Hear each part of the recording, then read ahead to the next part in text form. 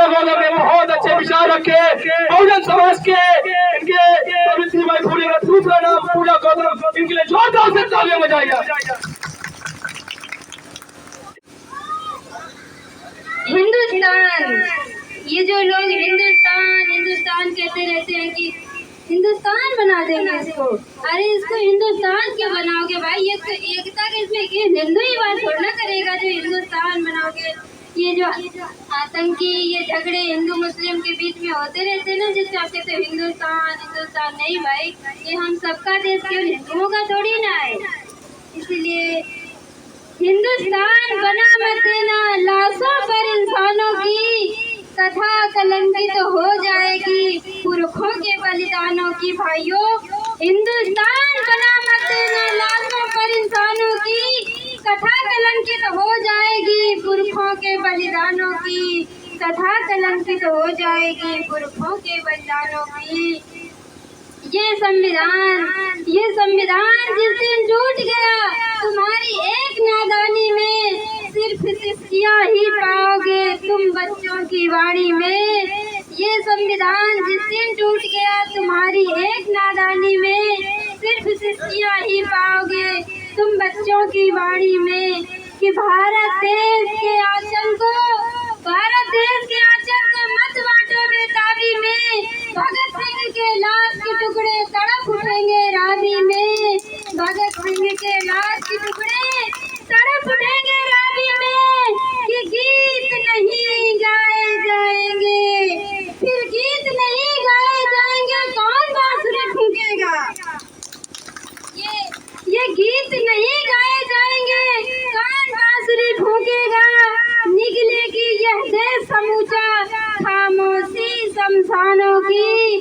कथा कलंकित हो जाएगी मेरे पुरखों के बलिदानों की। ये जो मेरे बाबा साहब है ना, ये मेरे पुरखे हैं, इन्होंने मुझे हर अधिकार दिया, मुझे शिक्षा दिलाई। पहले में कोई अधिकार नहीं था।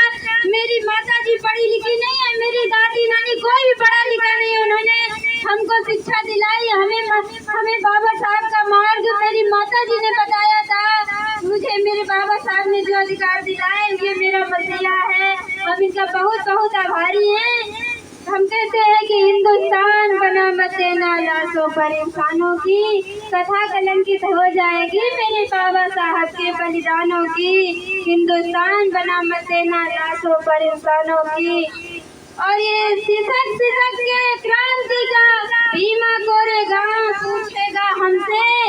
सिसक के वह क्रांति का भीमा कोरेगा पूछेगा हमसे। और 28,000 से 500 लड़ने वाला योद्धा पूछेगा हमसे। सिसक के क्रांति का वो भीमा कोरेगा पूछेगा हमसे।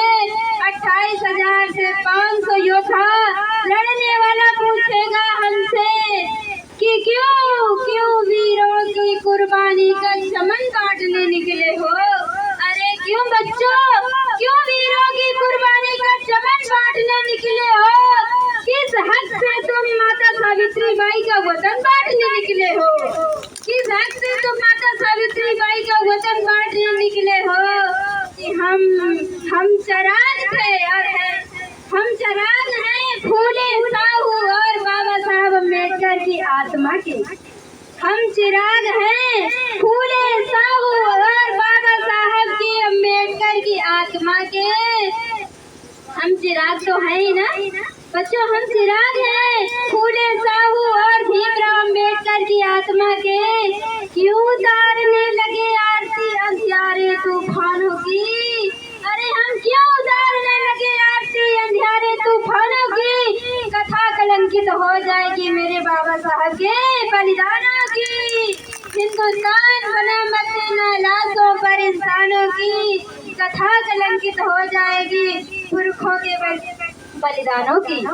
मेरे बाबा साहब ने कहा था बच्चों को पढ़ाओ, पर अज्ञानता से अंधकार पैदा होता है, अज्ञानता से अंधकार पैदा होता है, अंधकार से अंधभक्ति पैदा होती है, अंधभक्ति से एक अंधभक्त पैदा होता है और अंधभक्त से व्यक्ति का विवेक शून्य हो जाता है।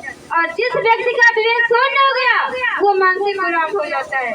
और जो व्यक्ति मानसिक गुलाम हो गया, न ना समाज की, ना घर की, ना परिवार की, ना खुद अपनी।